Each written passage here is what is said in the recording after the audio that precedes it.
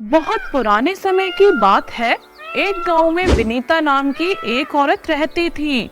उसकी 3 बेटियां थीं, सीमा, गीता और काजल। विनीता अपनी 2 बेटियों से तो बहुत प्यार करती, पर अपनी सबसे छोटी बेटी से उतनी ही नफरत।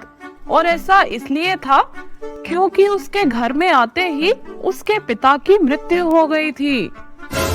और इसलिए विनीता अपने पति की मौत का जिम्मेदार अपनी छोटी बेटी काजल को ही समझती थी और उसे बिल्कुल भी प्यार नहीं करती थी।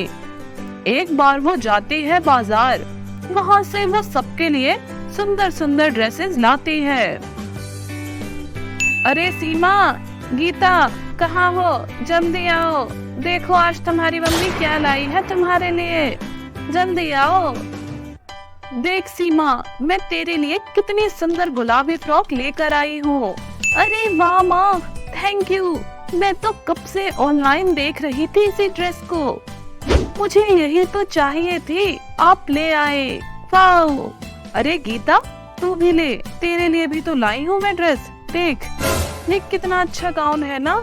हाँ माँ, ये तो बहुत प्यारी ड्रेस है, थैंक यू। वहीं दूर खड़ी काजल भी देख रही थी कि उसकी माँ उसे बुलाएगी, पर ऐसा कुछ नहीं हुआ। वो वहीं खड़ी खड़ी देखती रही। ए, तू क्या देख रही है? चुपचाप जाके काम कर घर का, कामचोर कहीं के। माँ, आप सबके लिए कुछ न कुछ लाए हो, क्या आप मेरे लिए कुछ नहीं लाए? अच्छा, तुझे खाने को 2 वक्त का खाना मिल रहा है, वो ही बहुत है। नहीं तो तेरी वजह से मुझे जो दिन देखने पड़े हैं ना, उसके लिए तो तुझे इस घर में भी ना रहने दूं मैं, मनहूस कहेगी। अब जा यहाँ से। वो रोते रोते अपने कमरे की तरफ चली जाती है। उसको अपने पापा की बहुत याद आ रही थी। वो बहुत मेहनत करती कि उसकी माँ के मन में जो गुस्सा है उसके लिए वो कम हो जाए, पर दिन प्रतिदिन उसकी माँ की नफरत उसके लिए बढ़ती ही जा रही थी। काजल सोचती है कि उसकी माँ उससे इतनी नफरत क्यों कर रही है, पर उसको क्या पता था कि वो उसकी असली माँ थी ही नहीं, वो उसके सौतेली माँ थी।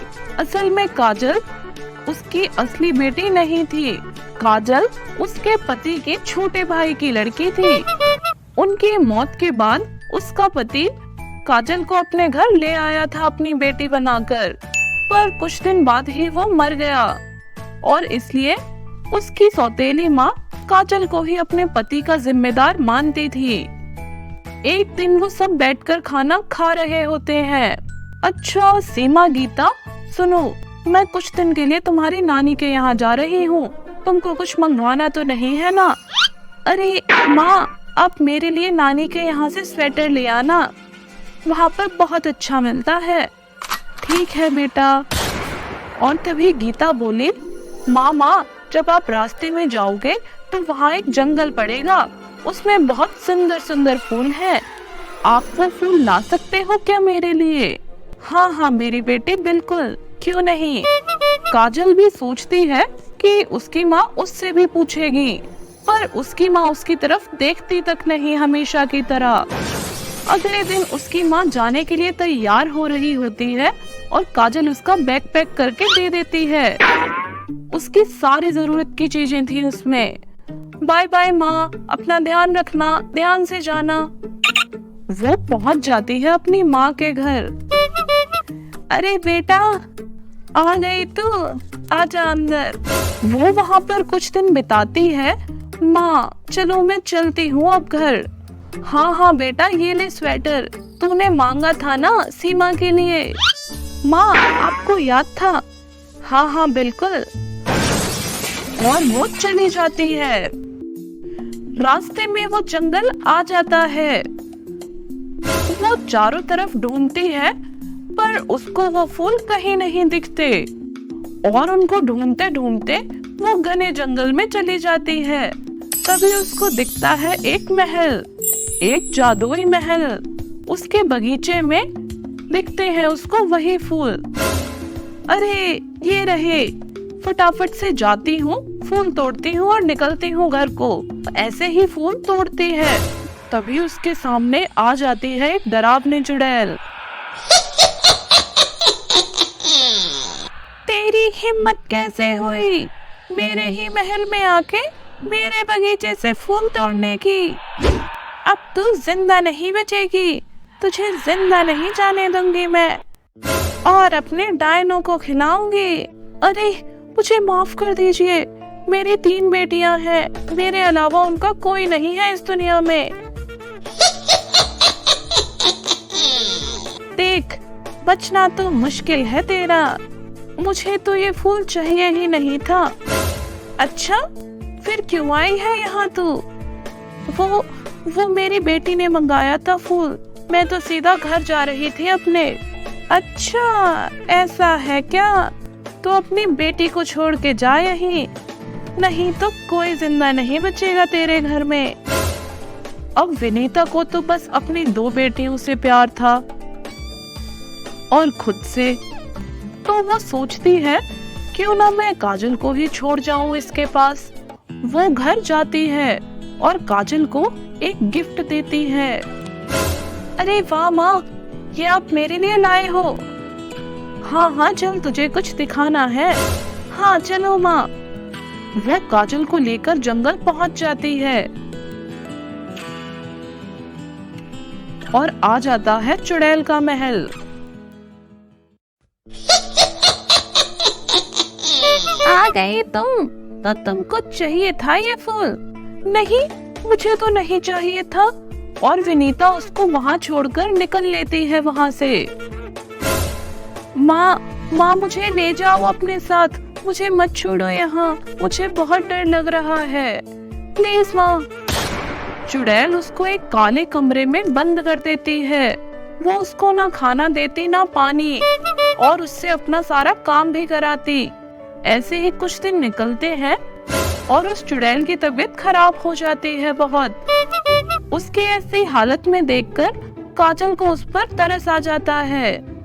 वो उसकी सेवा करने लगती है, उसको गरम गरम चाय देती, उसका ध्यान रखती, उसको खाना खिलाती, और कुछ ही दिन में वो चुड़ैल पूरी तरह ठीक हो जाती है। वो काजल से बहुत खुश हो जाती है। अब वो उसे परेशान भी नहीं करती थी। जो काजल उससे बोलती वो सब वो करते। काजल को अच्छा खाना देती, कपड़े देती। ऐसे ही कुछ दिन निकलते हैं। एक दिन काजल बड़ी ही उदास बैठी होती है। क्या हुआ, कुछ चाहिए तुम्हें? मुझे अपनी माँ और बहनों की बड़ी याद आ रही है। अच्छा, बस इतनी सी बात? और वो तभी उसके सामने एक जादुई शीशा निकालती है और उसमें काजल देखती है उसकी माँ की तबीयत तो बहुत ज्यादा खराब है। अरे मुझे अभी घर जाना होगा, मेरी माँ तो बहुत बीमार है। सुनो काजल, तुम ये फूल ले जाओ अपने साथ, ये कोई मामूली फूल नहीं है, ये है जादुई फूल। इसको सूंघते ही तुम्हारी माँ बिल्कुल ठीक हो जाएंगी। और काजल उस फूल को लेकर अपने घर पहुंच जाती है, और वो घर पहुंचते ही सीधा अपनी माँ के कमरे में जाती है। माँ ये लो, इस फूल को सूंघ लो आप, उसके बाद आप बिल्कुल ठीक हो जाओगे। विनीता उसको सूंघ लेती है और बिल्कुल ठीक हो जाती है। उसके बाद उसको अपनी गलती का एहसास हो जाता है और वो काजल को प्यार से रखने लगती है। काजल बेटा, मुझे माफ कर दे, मैंने तेरे साथ बहुत गलत करा। कोई बात नहीं माँ। और उसके बाद वो सभी खुशी खुशी रहते हैं।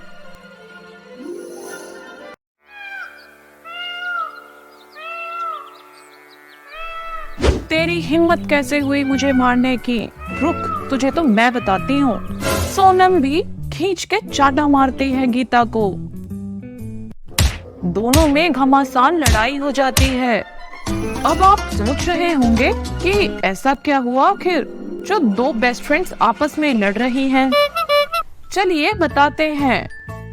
कॉलेज में था एनुअल फंक्शन, गीता को करना था डांस में पार्टिसिपेट।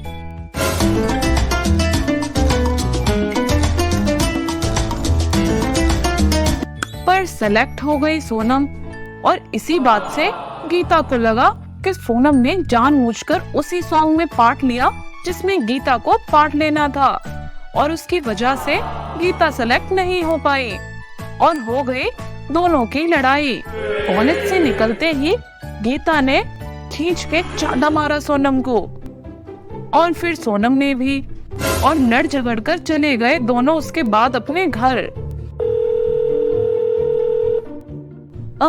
आज के बाद कभी फोन मत करियो मुझे, तुझसे कोई बात नहीं करनी है मुझे।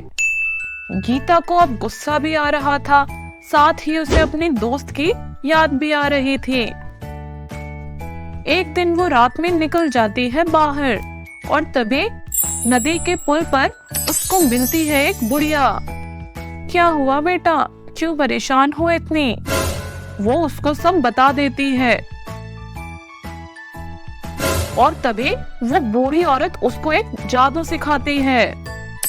वो उसको एक गुलाब देती है, एक जादुई गुलाब, और उसको बोलती है तुम इसको अपने घर में एक खास बगीचे में लगा देना और उसको बहुत प्यार से और केयर के साथ बड़ा करना। और उसको साथ में ये भी बोलती है जब तुम ऐसा करोगी तो तुमको जादू आएगा फॉरगिवनेस का, दूसरों को माफ करने का। और वो ऐसा ही करती है। अब उसने फूल भी लगा दिया गार्डन में। तब भी वो माफ नहीं कर पा रही थी अपनी दोस्त को, पर वो फूल को बहुत केयर से और प्यार के साथ रखती है। रोज उसको पानी देती, उसके साथ समय बिताती।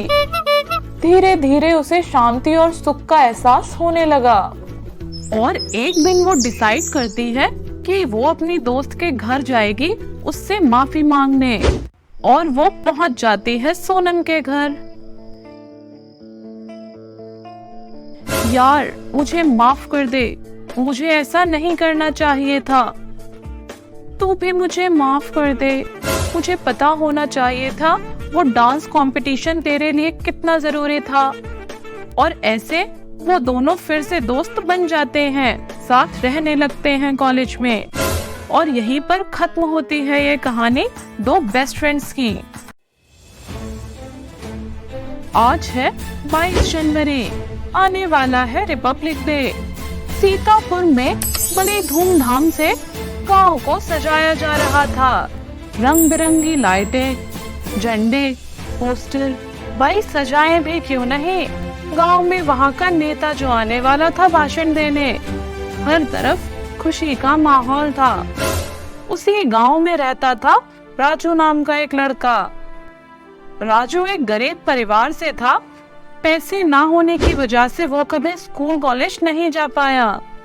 बचपन में ही उसके पिता की मृत्यु हो गई थी। उसके घर में वो और उसकी माँ ही रहते थे।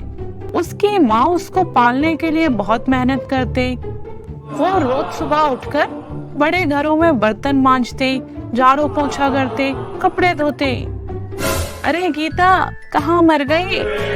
जल्दी से चाय बना और उसके बाद मेरे कमरे की सफाई कर दियो।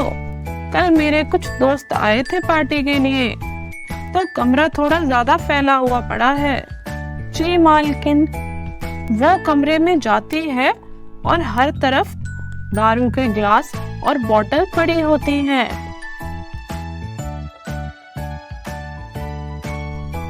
ये सब देखकर वो बहुत हैरान हो जाते हैं और साथ में दुखी भी।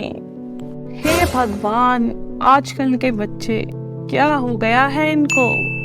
कल रिपब्लिक डे है, उसको मनाने की जगह ये क्या कर रहे हैं। क्या ही होगा इनका, भगवान ही जाने।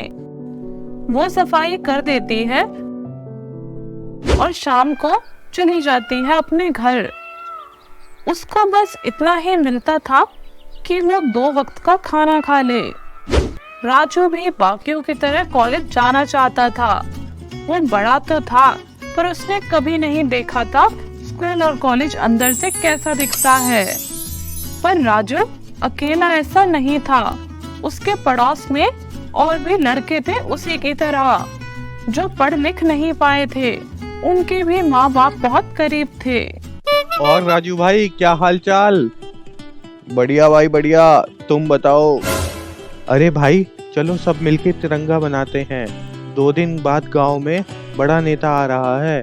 गांव के मैदान में खूब भीड़ जुड़ेगी और हमारा तिरंगा भी खूब बिकेगा। ये बात सुनकर राजू और उसके दोस्त खुश हो गए और पूरी रात जागकर वो तीनों तिरंगा बनाते रहे। उन्होंने बहुत सारे झंडे बना दिए और इसके साथ ही सुबह हो जाती है और आ जाता है वो दिन जिसका उन तीनों को इंतजार था। अब आएगा ना मजा बीड़ू, मोटा पैसा कमाएंगे भाई आज तो। वही गांव का वो बड़ा नेता आता है और वो अपने भाषण देता है और कुछ फोटोग्राफर्स इसकी फोटो खींच रहे होते हैं। उसके बाद सभी मिलकर झंडा फहराते हैं। वो तीनों गांव के मैदान के पास पहुंच जाते हैं अपने झंडे लेके और अपनी स्टॉल लगा लेते हैं। एक झंडे ले लो झंडे, झंडे ले लो झंडे, झंडे झंडे मैडम झंडे, भाई साहब झंडे। सभी लोग बड़े सुंदर सुंदर बनकर आए हुए थे, पर राजू और उसके दोस्त तो अपने वही फटे पुराने कपड़ों में ही थे। उन पर नए कपड़े थे ही नहीं। ये लड़के एक झंडा दियो। सभी लोग उनसे झंडा खरीद रहे थे। गुब्बारे झंडे खूब बिके उस दिन। राजू ये सब देखकर बहुत खुश हो गया था।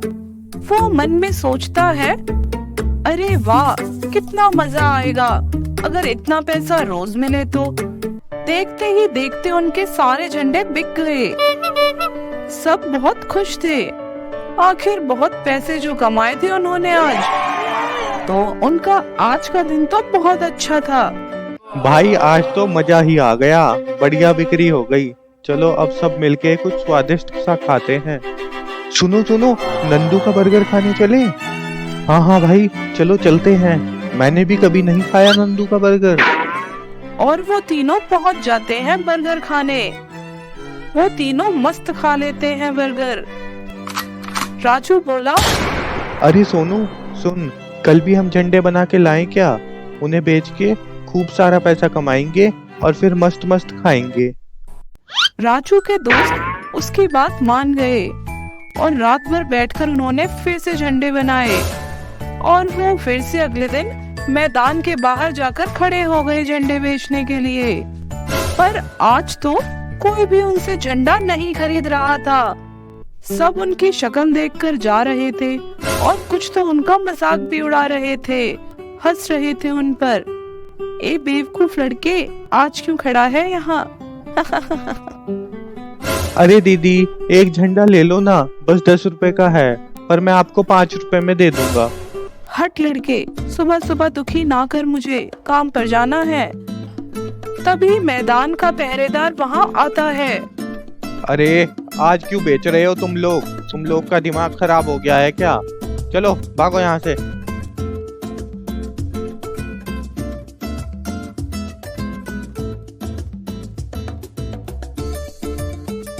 पर इसके बावजूद भी वो वहाँ से नहीं हटते, वहीं खड़े रहते हैं, कोशिश करते रहते हैं झंडे बेचने की।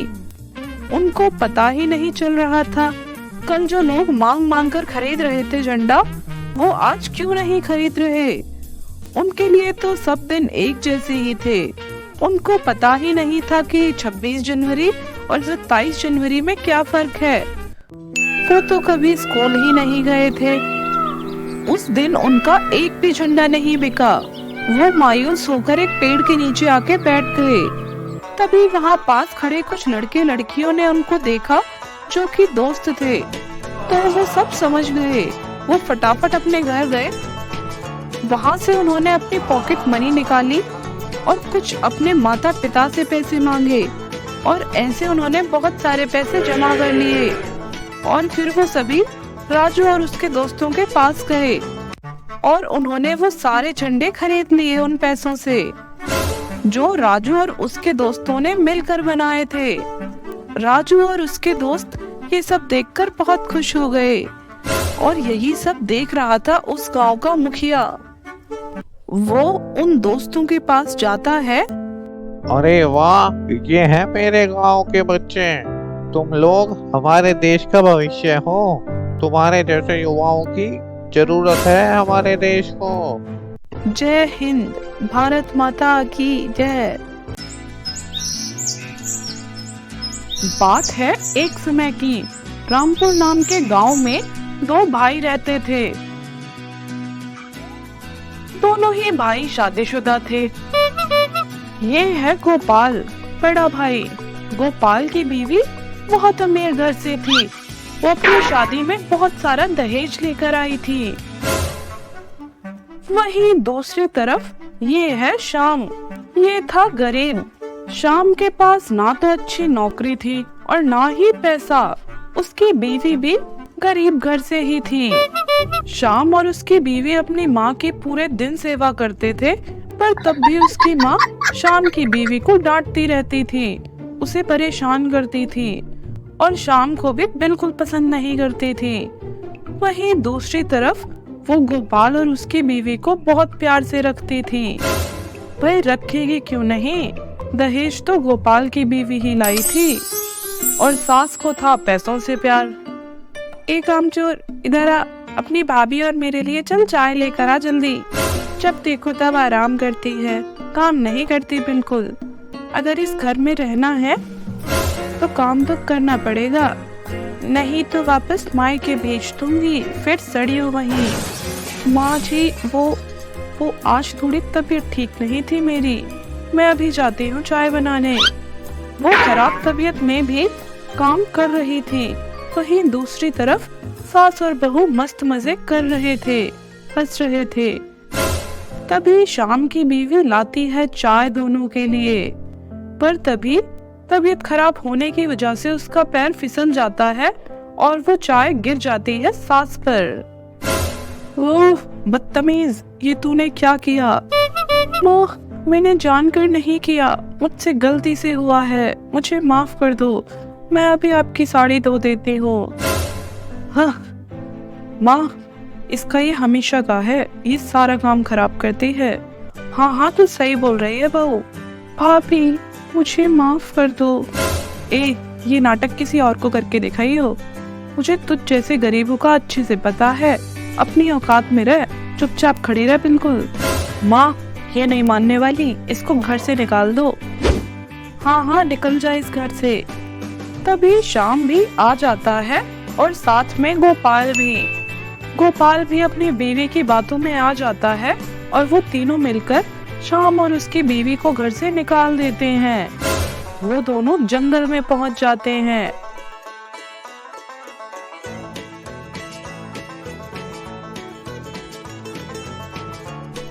और थक कर एक पेड़ के नीचे बैठ जाते हैं। अब हम कहाँ जाएंगे? हम पर ना तो पैसे हैं ना घर, क्या होगा हमारा? मुझे तो कुछ समझ नहीं आ रहा। अरे तुम रो मत, परेशान मत हो, मैं कुछ कर लूंगा, लेकिन तुम्हें परेशान नहीं होने दूंगा। उनकी बात सुनकर वहाँ पर एक बहुत बूढ़ी औरत आती है। बेटा कुछ दे दो मुझे, कई दिन से कुछ नहीं खाया है। माताजी, हम पर इस एक सेब के अलावा कुछ भी नहीं है, आप यही खा लीजिए। वो बूढ़ी औरत वो ले लेती है और उसके बाद वो बदल जाती है एक परी में, एक जादुई परी। वो दोनों ये देखकर हैरान हो जाते हैं। मैं तुम दोनों से खुश हुई, तुमने मेरी मदद करी, बदले में अब मैं तुम्हारी मदद करूंगी। वो उनका एक जादुई घर बना देती है बहुत सुंदर सा, और वो उनको जादुई बीज भी देती है। तुम इन बीजों को उगाओ और जो खेत में उगे उसे बेचकर आराम से रहो यहाँ। वो दोनों बहुत खुश हो जाते हैं। उनके पास अब घर भी था और खाने को अनाज भी।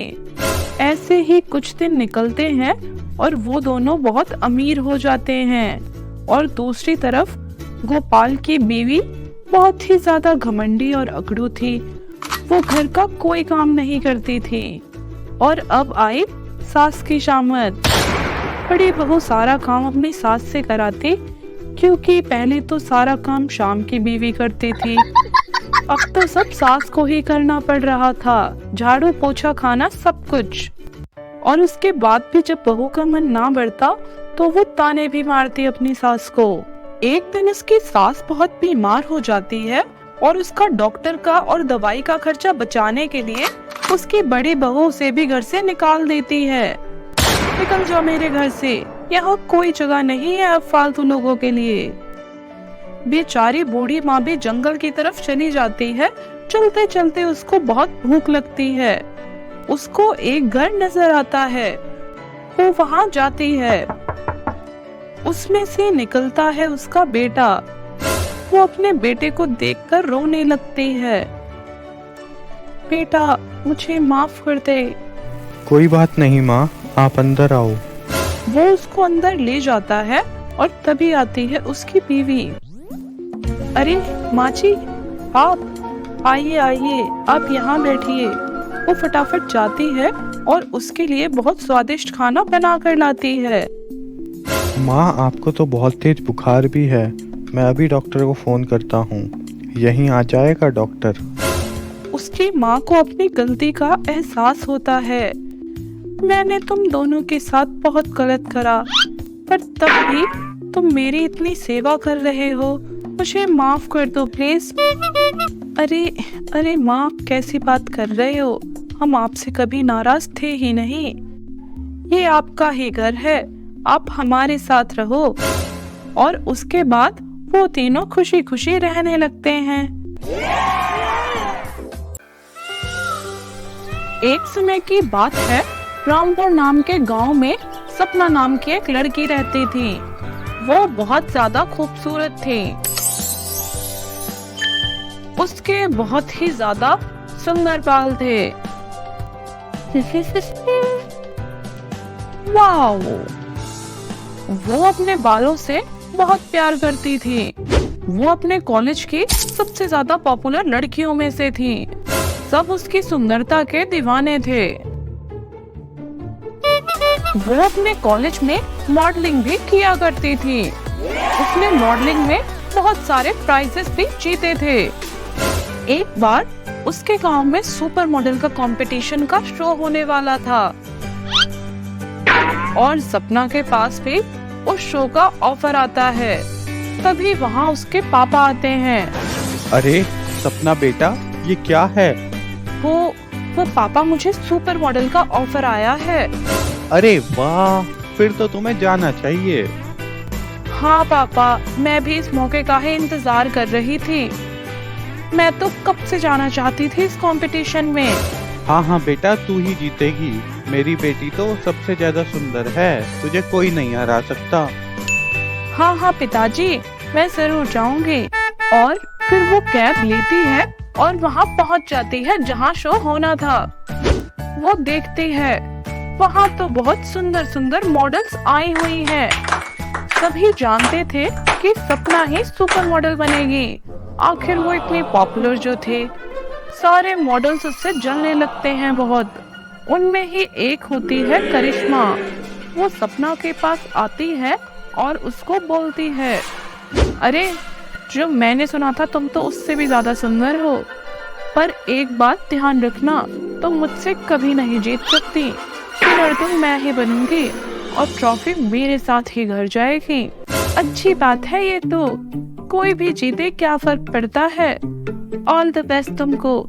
ये सुनकर करिश्मा और ज्यादा जल जाती है।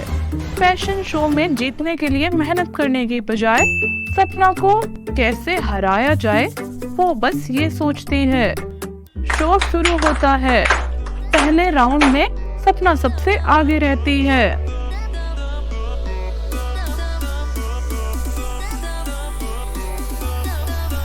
करिश्मा ये शब्द देखकर बहुत जल जाती है।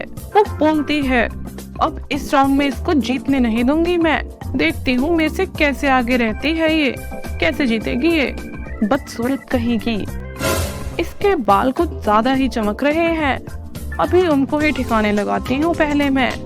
वहीं दूसरी तरफ सपना फाइनल राउंड के लिए तैयार हो रही थी और इधर करिश्मा आती है केमिकल की बोतल लेकर और सपना के एनर्जी ड्रिंक से बदल देती है।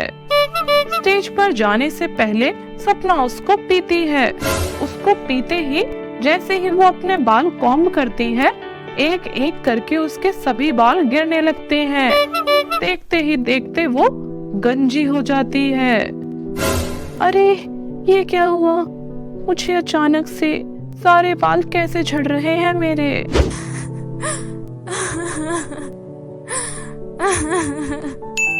वो अपना मुंह कवर कर लेती है और रोते हुए चुपचाप वहां से निकल जाती है।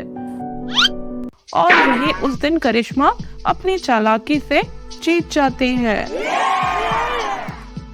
अपने घर आकर कमरा बंद करके वो बहुत रोती है।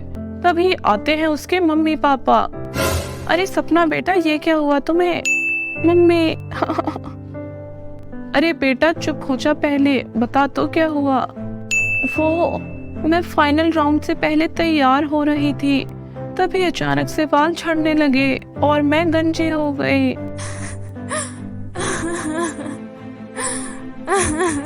अरे बेटा कोई बात नहीं, चिंता मत कर, हम डॉक्टर के पास चलेंगे टाइम लगते ही। और वो दोनों चले जाते हैं। वो बहुत परेशान होके घर से निकल जाती है और एक नदी के पास पहुंच जाती है। तभी उसको एक आवाज आती है, उठो सपना। वो चौंक जाती है, मैं एक जादुई पेड़ हूँ। उसके सामने एक परी आती है। सपना डरो मत, मैं जादुई पेड़ की परी हूँ, मुझे पता है तुम इतनी परेशान क्यों हो। अच्छा तो क्या आप मेरी मदद कर सकते हो? हाँ हाँ क्यों नहीं। तभी वो अपने जादू से फिर से सपना को पहले जैसा बना देती है। अरे वाह, मेरे बाल तो फिर से वापस आ गए। आपका बहुत बहुत धन्यवाद। वो खुशी खुशी अपने घर पहुंच जाती है दोबारा। उसके मम्मी पापा उसके कमरे में आते हैं। अरे वाह बेटा, तू तो फिर से पहले की तरह सुंदर हो गई। हाँ माँ, आपको पता है वो कंपटीशन दोबारा हो रहा है हमारे शहर में। अच्छा, फिर तो तुझे पार्ट लेना चाहिए। हाँ माँ, मैं जरूर पार्ट लूंगी। और अब तो मेरे बाल भी वापस आ गए हैं। दोबारा से कंपटीशन की अनाउंसमेंट होती है और सपना भी पहुंच जाती है उसमें पार्ट लेने। उस कंपटीशन में भी करिश्मा आई होती है। अरे तू यहाँ कैसे आ गई? तू तो गंजी हो गई थी ना। तुम्हें कैसे पता ये बात? ये तो किसी को भी पता नहीं था। करिश्मा डर जाती है। वो बोली, अरे वो मैंने ही करा था, मैंने तुम्हारी एनर्जी ड्रिंक में केमिकल मिला दिया था। तुमने ऐसा क्यों किया? तुम्हें पता है ना मैं तुम पर केस कर सकती हूँ। अब मुझे माफ कर दो सपना। सपना उसे माफ कर देती है और बोलती है, तुमने मेरे साथ तो ऐसा कर दिया, गलती से भी किसी और के साथ मत कर देना, नहीं तो मैं तुम्हें छोड़ूंगी नहीं। मुझसे बुरा कोई नहीं होगा फिर। ठीक है सपना।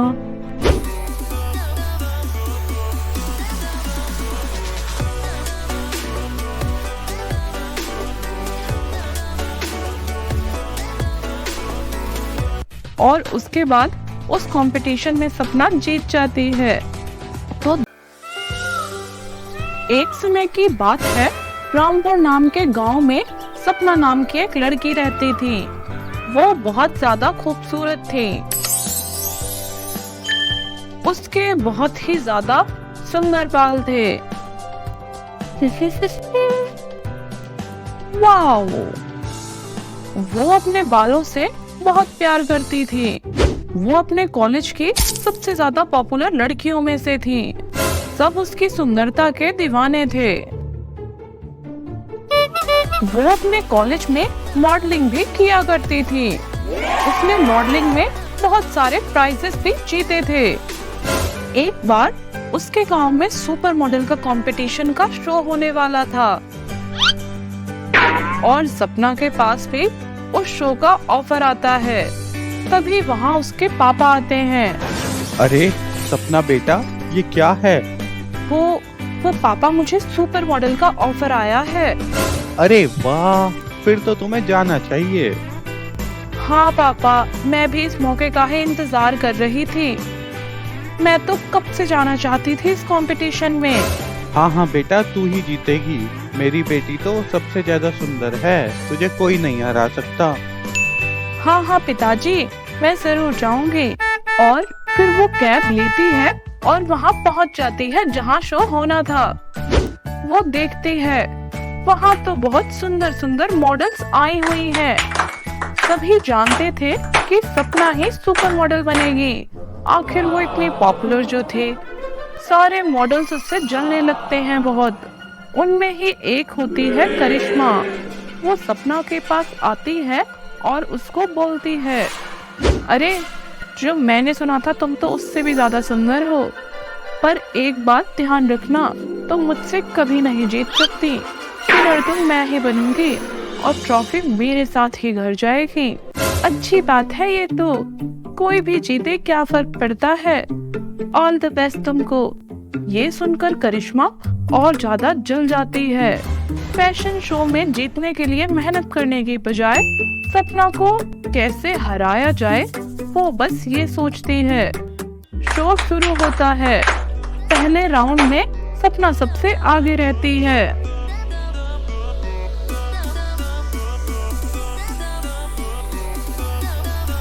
करिश्मा ये शब्द देखकर बहुत जल जाती है। वो बोलती है, अब इस राउंड में इसको जीतने नहीं दूंगी मैं। देखती हूँ मेरे से कैसे आगे रहती है ये, कैसे जीतेगी ये बदसूरत कहेगी। इसके बाल कुछ ज्यादा ही चमक रहे हैं, अभी उनको ही ठिकाने लगाती हूँ पहले मैं। वहीं दूसरी तरफ सपना फाइनल राउंड के लिए तैयार हो रही थी और इधर करिश्मा आती है केमिकल की बोतल लेकर और सपना के एनर्जी ड्रिंक से बदल देती है।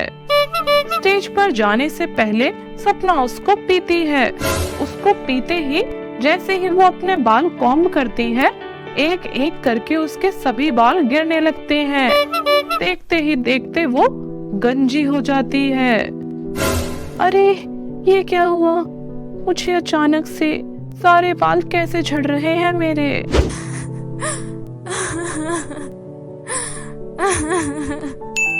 वो अपना मुंह कवर कर लेती है और रोते हुए चुपचाप वहां से निकल जाती है।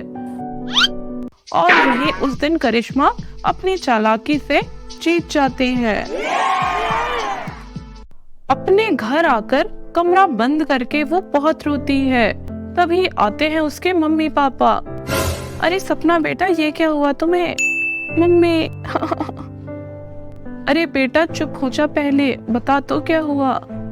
वो मैं फाइनल राउंड से पहले तैयार हो रही थी, तभी अचानक से बाल झड़ने लगे और मैं गंजी हो गई।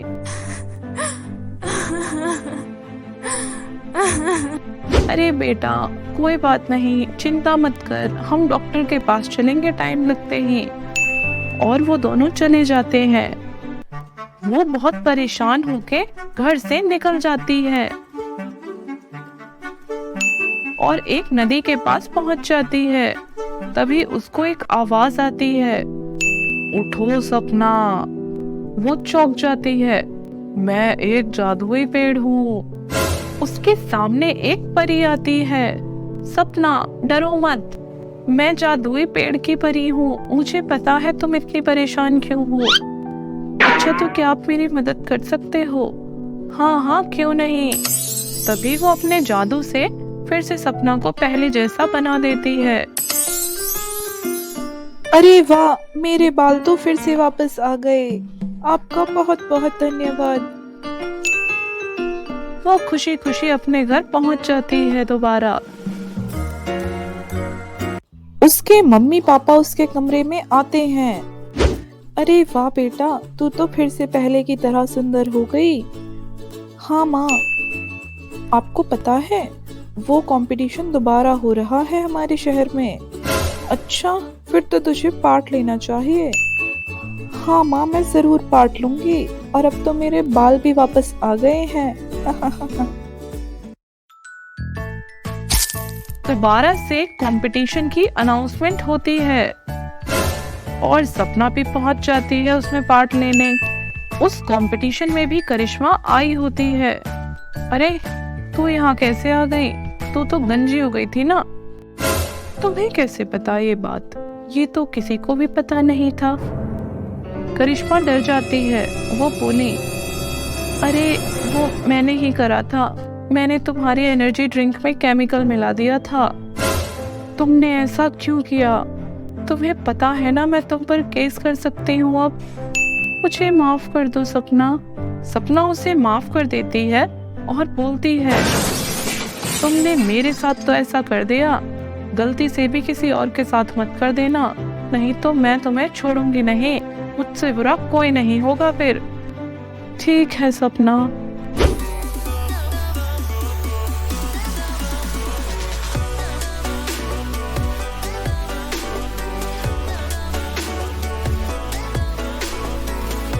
और उसके बाद उस कंपटीशन में सपना जीत जाती है। तो दोस्तों, कैसी लगी आपको हमारी आज की ये कहानी? हमें कमेंट्स में बताइए और ऐसी ही मज़ेदार और जादुई कहानी रोज़ सुनने के लिए जल्दी से चैनल को सब्सक्राइब कर लें। बाय बाय फ्रेंड्स, मिलते हैं आपसे एक नई कहानी के साथ।